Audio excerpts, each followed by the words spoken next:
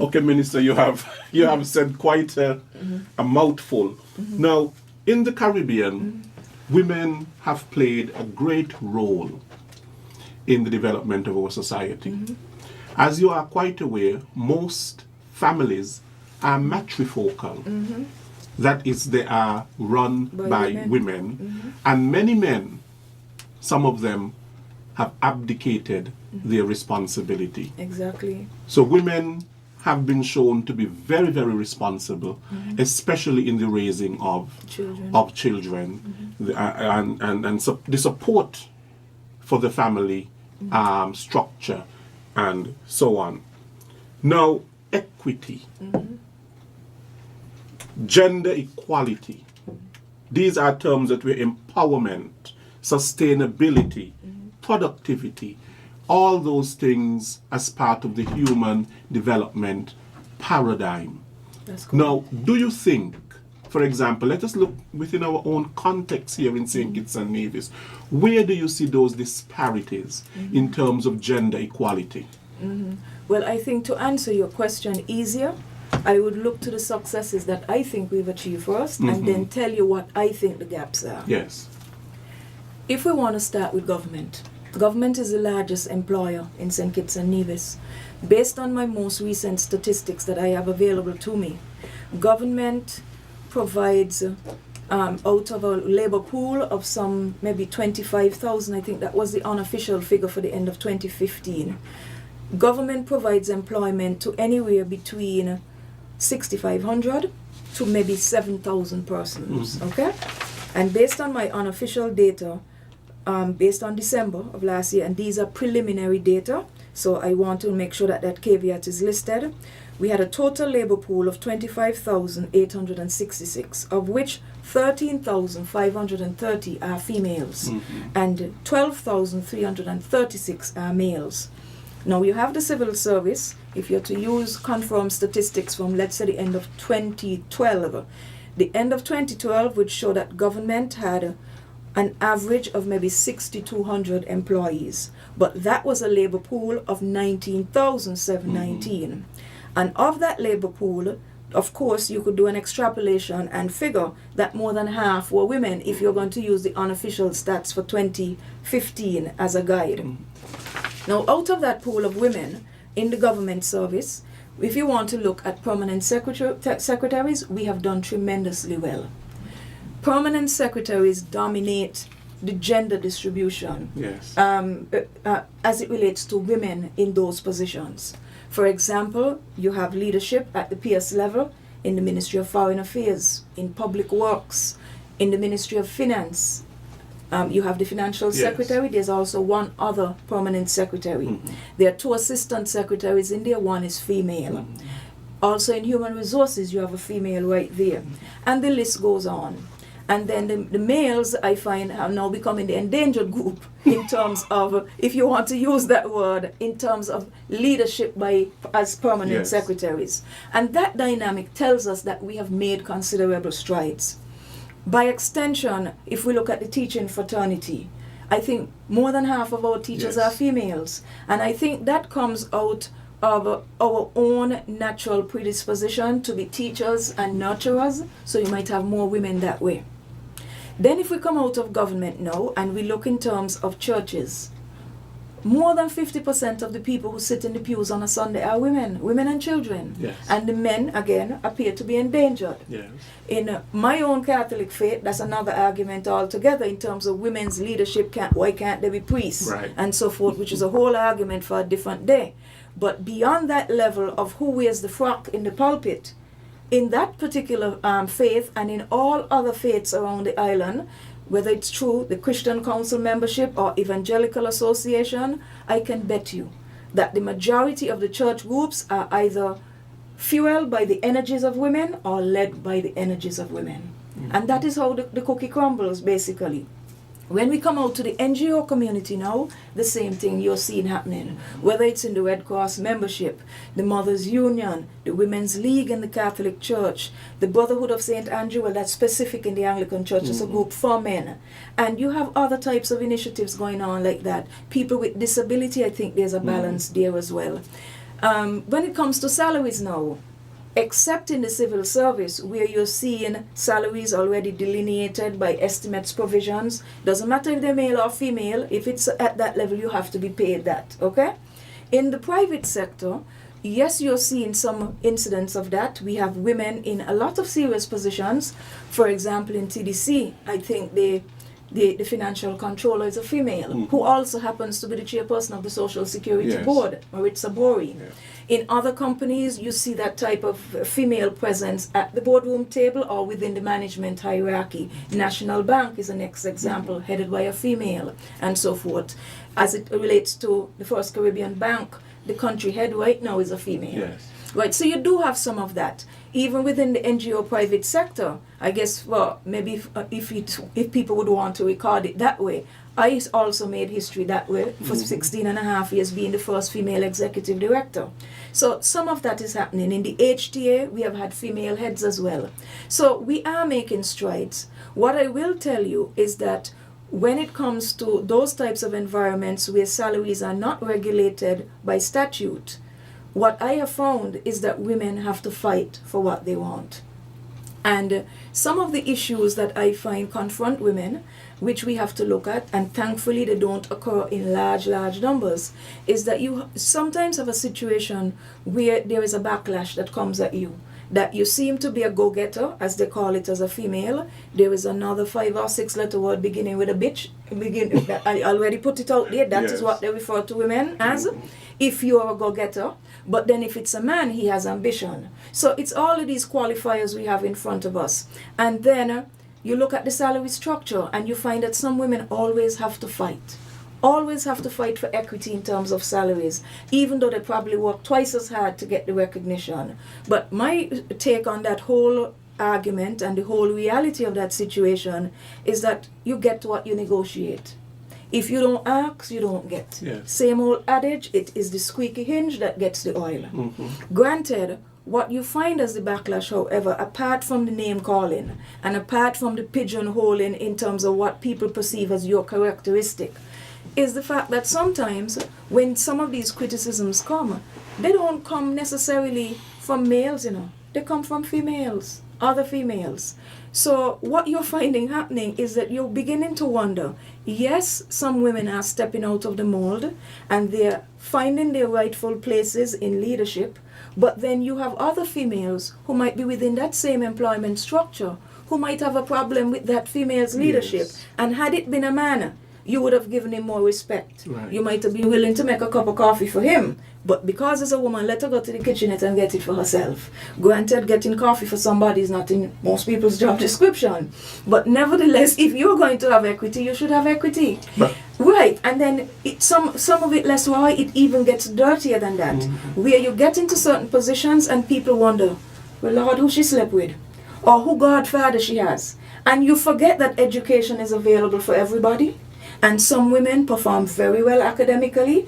I don't have the stats here with me, but I'm pretty certain based on the last statistics I had, more women, more females are graduating high school than our males. And we're beginning to lose them in the gap somewhere when they come out of primary school and they start getting into secondary school between first and third form. That is a very delicate period, I find, for a lot of male children. Because that, especially as you raise the point, with the absence of fathers, they look for their father figures in the wrong places. Or they look for acceptance and a sense of belonging, which is one of Maslow's hierarchy of needs, one of the tiers in that system. And it brings us to the whole issue of their openness for gang membership. Because maybe for some of them it's the first time that they're part of a family. But then for you to get your proper induction in that family, you have to go out and rob Les Roy, and you have to kill the cameraman. Okay? And the businessman who has worked hard to build his business up, you want what he has, you don't want to do what he did to get it. But I want it, so I'm going to take it, and if he gives me trouble, I put out his lights.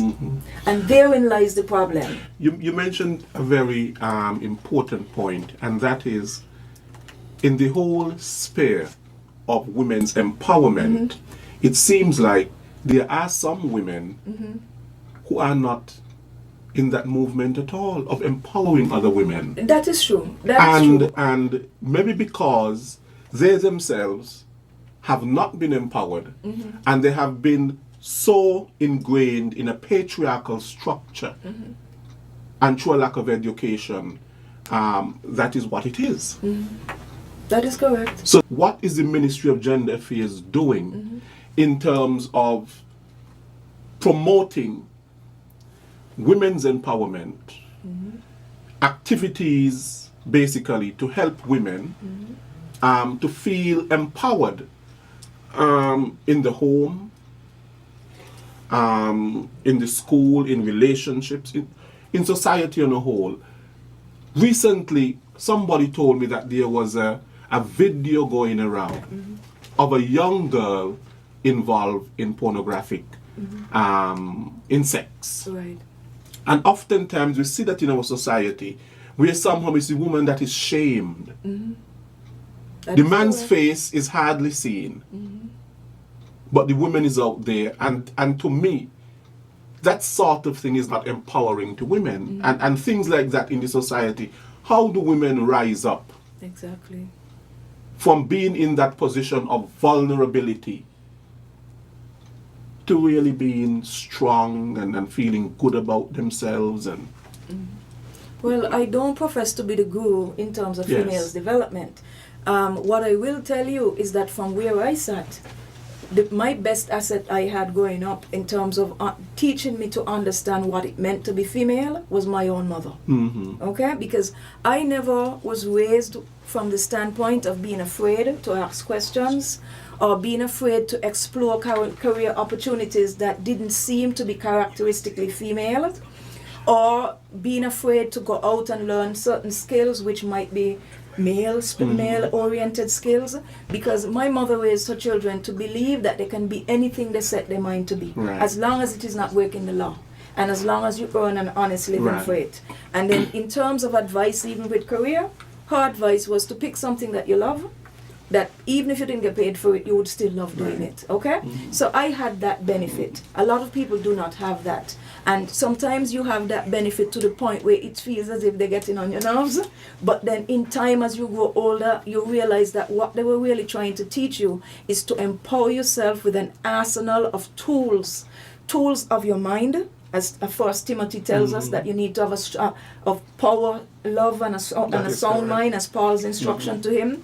And then the arsenal should also include education and self-worth, and having an inquisitive attitude towards life, about learning new things, learning to reinvent yourself, learning to read for yourself and come to conclusions for yourself, rather than being fed little pockets and compartmentalized portions of information to help you be indoctrinated in terms of telling you what to think.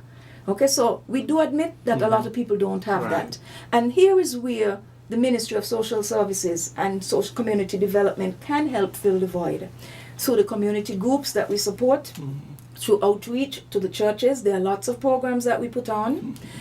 For example, Project Viola is a project that is geared towards teen mothers in terms of giving them new skills, giving them a second chance. What I will tell you is that even though now it's called Project Viola, to be fair, historically, that project existed under another name called the TEFLEP program in the 1980s, when we had the start of the first Women's Affairs Ministry under the Honorable Constance Mitchum. And it focused much in the same way in terms of giving teen mothers another avenue.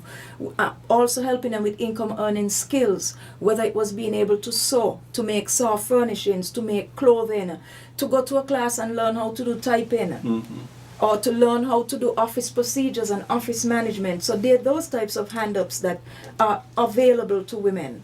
And then there comes the more intellectual side and the more emotionally intelligent side, which is where you get them to understand their role in the mix of things and how they should be thinking as women. So that is another avenue as well. The MEN program, as I mentioned earlier, does some amount of that. When it comes to women in terms of understanding their rights and prevention of violence against women, that is what the ministry is about. For example, we have before Cabinet right now the domestic violence protocol that speaks on how we respond to issues of domestic violence. And on Sunday at the Roman Catholic Church, where we launched the activities for the pre-activities for International Women's Day, because they will be spread out over at least 45 days, which I will get to after, to show you how important it is for us to not confine the sensitization just on the 8th of March. what we are discovering is that there are men out there silently suffering. There are men in families who are the victims of abuse by women. You wouldn't think it, and they're not going to report it because you go to a police station and you say it, and they might laugh at you. Or if you confide it to your men folk when you all are having a drink on a Friday afternoon, they say, boy, something got to be wrong with you, and you take them blows there before you don't back the woman one. Right, and that is the kind of discussion you might have. And then he man up and have that conversation, and he go home and he gets slapped around again because you think you're a big man talking about me with your fellas. Yeah. You know, so, but there are men out there who are suffering, but they're not saying anything. And it could be a combination of reasons. It could be that they're just so heavily indoctrinated by these dominant matriarchal types, maybe the way they were raised. Or maybe it could be from the standpoint that they did have a male role model in their house, but that male role model was more of a peacemaker who told them, you, no matter what, you don't put your hand on a woman, even if she hit you first, even if it's life and death, you don't hit her. Because basically, history will tell us that the law is more supportive of a woman having a charge against a male attacker when it comes to domestic violence or gender-based violence, but we assume that it's not a problem. And these are things that our department would be trying to address, not just from the standpoint of the reporting, so that you sensitize your law enforcement officers to understand that these are real. These are not things you laugh at. For heaven's sake, you might be a police officer and suffering violence at home and you don't want nobody to know either. Right. We don't know.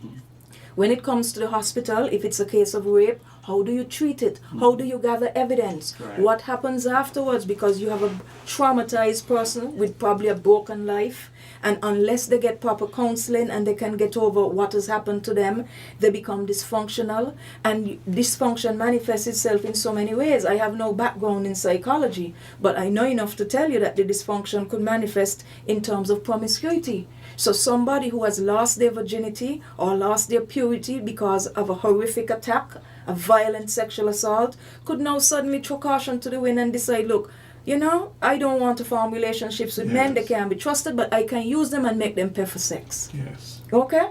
Or they shut down completely and can't have a normal relationship with somebody else. Or, as the evidence has been growing over time to show us now, people who are abused turn around and do the same thing to other people. Yes. So we see that a lot in the US, especially in cases of pedophilia, where people who have been abused as children turn around and do that to other children.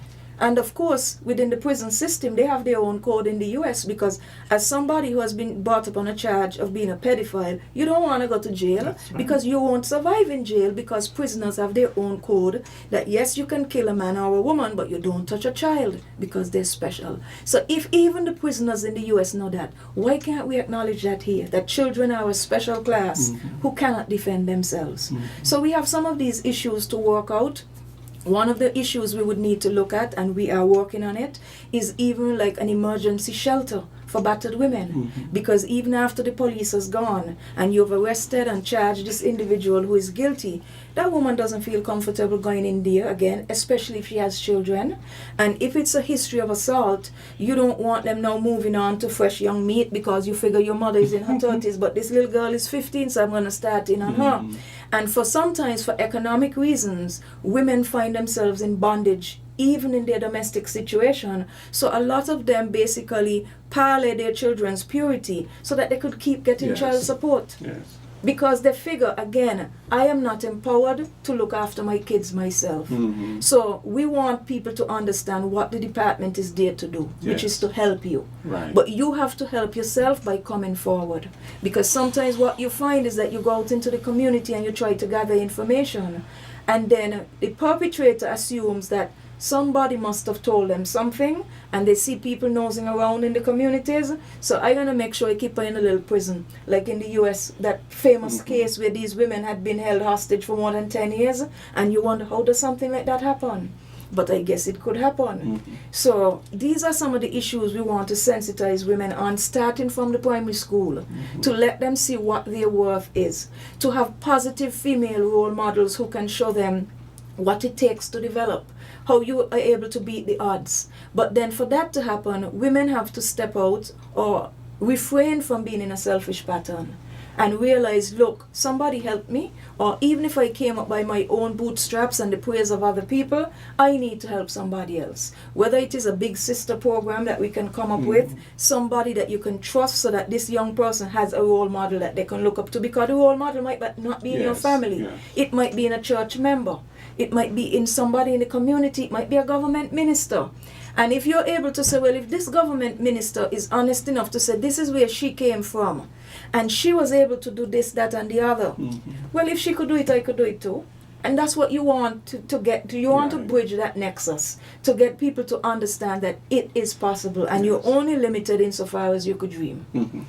That's essentially it. That's what we want to get women in this country to.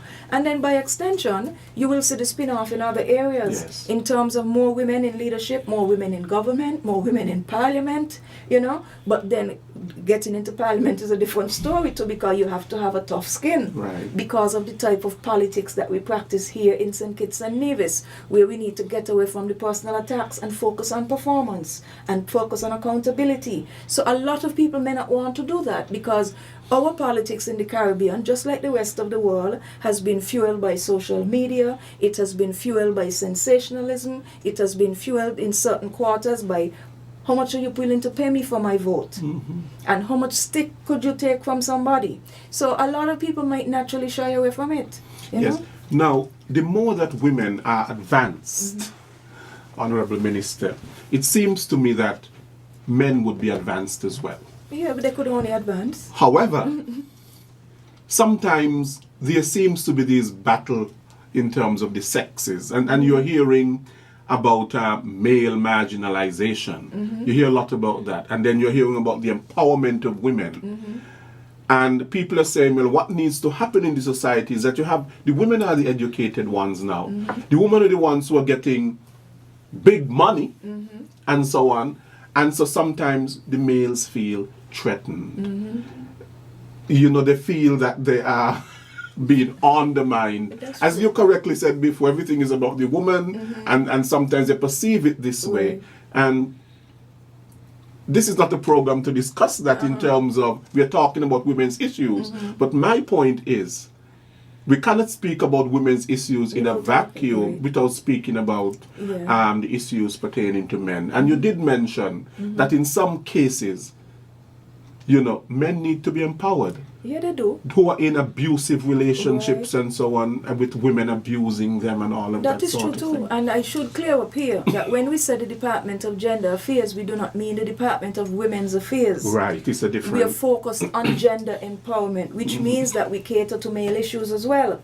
And for example, on Sunday at the church service, when I asked Troy Watson to stand as a member of the Department of Gender Affairs, some people in the congregation giggled, because in their mind they thought that gender affairs meant women's issues, and I said no, he holds a very special place because he's an officer within the ministry, but very much for the reasons you listed.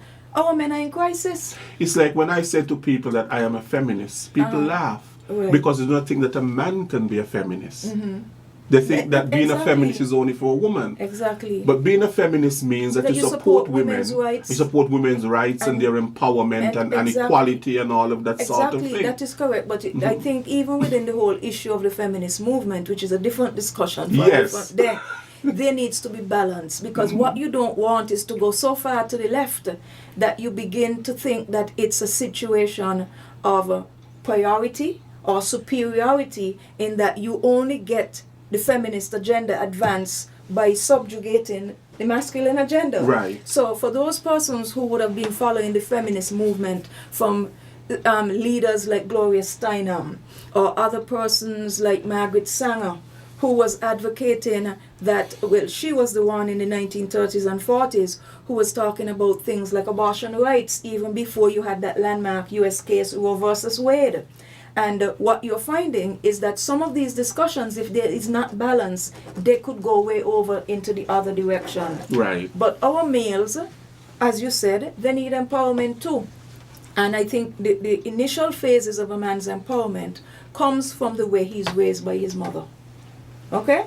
And some of it also comes from how they see the males in the family treat the females in the family. Yes. Because by extension, domestic violence is sometimes hereditary. I have family members who, through generations, beat upon each other. And it's a cycle, it's a vicious cycle, because they saw their father do it with their mother, and now they've done it, and now their children are doing it, and you have to break it and tell people it is not right. Because you should be able, as human beings, to get to a point in life where you understand the individuality of an individual. Which means that they, just like how they have a different fingerprint from you, and maybe a different blood type, they have the right to have a different opinion. They have the right to feel a particular way about a particular issue. But it doesn't give you the right to tell them that they're wrong to the standpoint that you want to put out the lights. That's right. Okay? So you can have a difference of opinion and still get along. So that is what we want our young males to get to. That you don't solve arguments with gun violence. You don't solve a void in your family by going to join a gang. There are other opportunities. There are other ways for that. What about the role of sports? What about the role of physical fitness as an outlet for you to deal out some of your aggression? You want a punching bag, you join a boxing club and you get out some of your aggression that way, or you sweat it out. And then when you start getting the guns on, then you might look more appealing to the women. You know?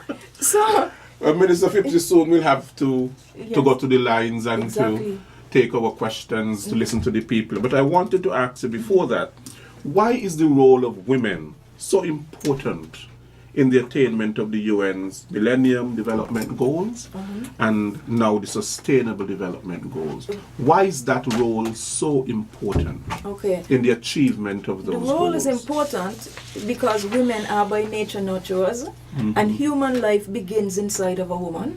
Even though advances in science might try to tell you it might begin in a test tube if you have a fertility issue. But traditionally and over time, your life begins there.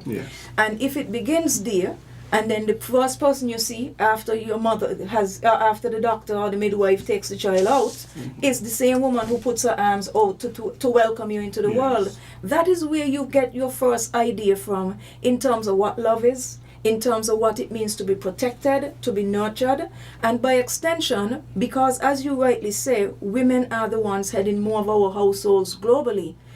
We realize at the same time, you cannot achieve your millennium goals without the importance of women. For example, let's take the African continent, where a lot of international aid has gone in. We pump millions and millions of dollars into Africa, much more than we have put into the Pacific, much more than we have put into the Caribbean basin. And sometimes you sit back and you look at it and you say, but where does this money go? And are the women really prospering? Because don't forget, we also have to balance that with the international corruption that surrounds some international aid agencies. Because you hear the stories all the time. You spend millions of dollars in a country, let's say Uganda. And depending on the terrain, in order for you to get medical help to the people who need it, or social services, the vehicles that you use must be four-wheel drive. But then you go in India 12 months later to do an assessment of the project. And the doctors and nurses and the social workers are still walking 5 and 6 miles with blisters on their feet to get to you, living in your little cardboard shack.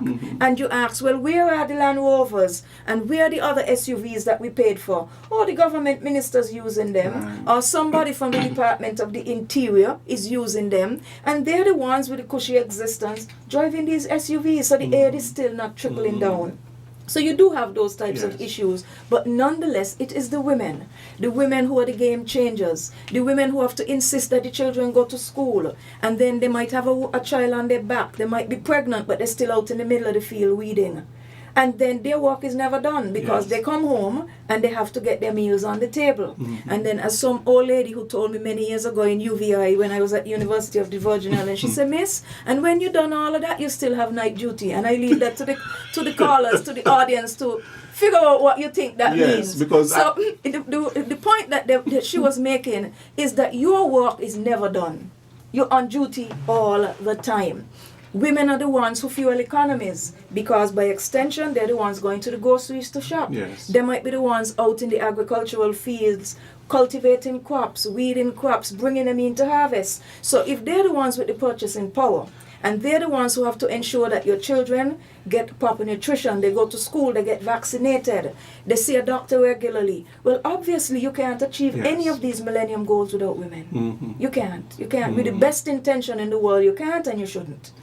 And you know my question, when women are so involved and they are working so hard, they are not rewarded enough for their hard work. That is And true. sometimes they're doing the hard work, and the ones who are getting the big pay, and the ones who are in the leadership roles, the big leadership roles, sitting around tables and making decisions, That is are true. men. So we need to have more women sitting around the table and making Yeah, decisions. but we don't want it by affirmative action. We don't want it by tokenism. Because there are some companies and some countries, some institutions, even universities. For example, in the US, there's a system of what is called a land grant college.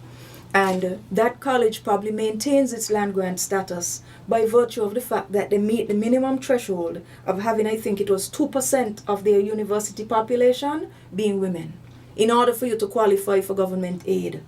And once they reach that 2%, they don't go any further, because where they're concerned, they have met the threshold. Some of it happens in companies too, even on boards of directors. You might look around and say, boy, we live in an age where these women want everything, so boy, it's 12 of us sitting here in this room here, 2 of you are going to have to take one for the team, so we could bring in 2 talking females. And then even when they get into the boardroom, they might not hesitate to tell you that, yeah, you're in here because we had to bring you in here, but you're not the one in here making this money and you can't tell us what to do.